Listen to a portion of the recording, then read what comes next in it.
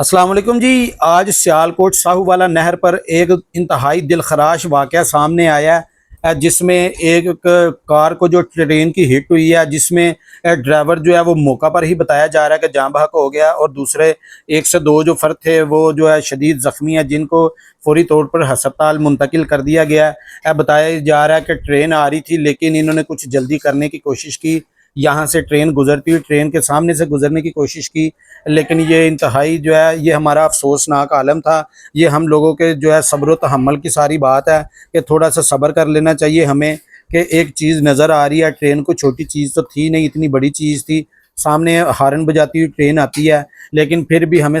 हमारा सब्र ना करना, आप देख सकते हैं किस तरह एक ज़िंदगी निकल गया। अल्लाह ताला से दुआ है कि जो जाँ बहक हुआ है जवान, अल्लाह ताला उसको अपनी जवार रहमत में जगह अता फ़रमाए, और जो ज़ख्मी हैं अल्लाह ताला उनको सेहत कामिला अता फ़रमाए। लेकिन यहाँ पर एक बात बहुत ज़रूरी और अहम है कि हमें थोड़ा सा सब्र और तहम्मुल से काम लेना चाहिए। अपनी गाड़ी में बैठे हो, चाहे कोई भी ऐसा मामला हो, 2 मिनट के सब्र से अगर आपकी ज़िंदगी के आगे आने वाले लम्हात हसीन हो सकते हैं, तो मेरा ख्याल है उस 2 मिनट की जगह 4 मिनट सब्र कर लेना चाहिए, बजाय इसके कि आपकी ना सबरी कई ज़िंदगियां निगल जाए।